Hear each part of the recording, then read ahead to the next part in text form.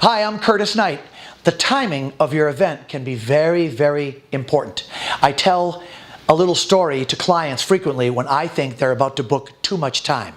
You wouldn't want to invite your guests if your celebration was going to be 100 hours long, because they would never stay 100 hours. The same thing goes for 50 hours, 40, 30, 20, and 10.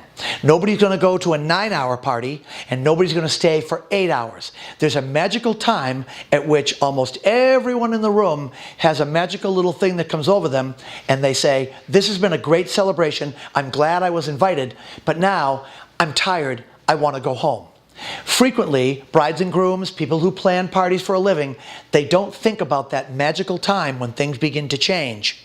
So, as a rule of thumb, if you're planning anything other than a wedding, a bar mitzvah, a birthday, an anniversary, any of those kind of non-wedding parties, usually 4 hours is the key. And it goes 1 hour for cocktails and getting ready and having the guest of honor come in. The second hour is dedicated to your meal, and the final 2 hours are the celebration. If your wedding day calls for ceremony at a church and then reception at a venue, when you get to that venue, 5 hours is the perfect time for 99% of all the parties out there. Your first hour is cocktails, and your second 4 hours is all the things that happen after cocktails are done. Your grand entrance, your first dances, husband and wife, your toasts, your cutting of the cake, parent dances, interaction, centerpieces, open the dance floor, what have you. And this is all during dinner. So that's 5 hours if your ceremony was at the church. If your ceremony is at the same venue where your reception is being held, then 6 hours is the magic number. And a lot of people call my office and they want 7 hours and 8 hours, because once we're having fun, we want it to last forever. But sometimes longer is not good. Shorter is almost always better. So the formula that you should start with is 6 hours total.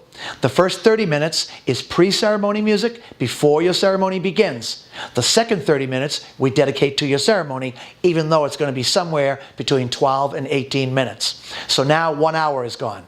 The next hour is for cocktails and photos. Now 2 hours is gone. The next hour and a half, the next 90 minutes, is for your grand entrance into your first dance as husband and wife. Then we do your blessing and your toasts. Then everybody please be seated, enjoy your meal.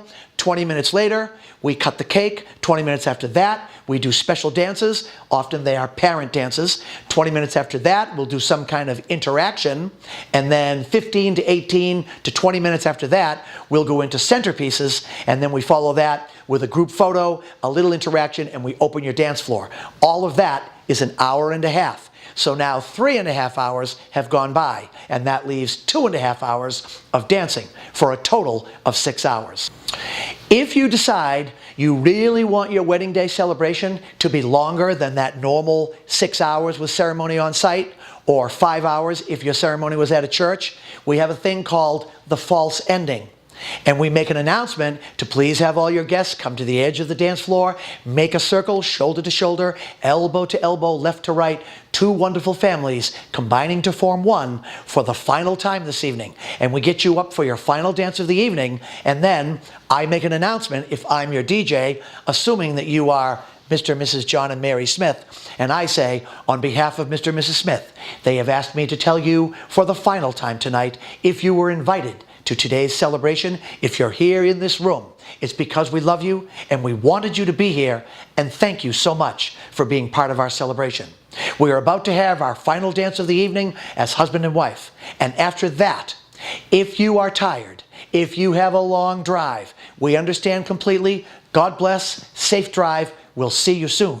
For the rest of you, at the end of this dance, Club Smith, remember Mr. and Mrs. John and Mary Smith, Club Smith will be open for business, and we will party like rock stars. That way, at the end of your final dance, all the people who are tired and they're just waiting for you to have your final dance, they don't want to be rude and they don't want to leave too early, they'll come and give you a hug and a kiss, and they will leave. Now you can continue to extend your celebration, and you don't have to feel guilty about all the older people waiting for you to have your final dance. As far as timing goes, yes, shorter is usually better than longer, and we feel it's best to make those decisions to extend your celebration on the day of your celebration at the time that you want to extend. Sometimes you'll look around the room and say, ooh, it looks like a lot of my guests are leaving, and it also looks like the rest of them are starting to wilt. So now is the time. And you can always ask your DJ MC. People ask me all the time, should we keep going? Should we keep going? And I say, you can keep going if you want. It looks like people are starting to leave. So if you want to keep going, let's do your fake last dance right now. Tell everybody you love them and let them go if they need to go. And then the rest of the young people who are crazy, they can stay. But make that decision on the day of your celebration, looking at your guests.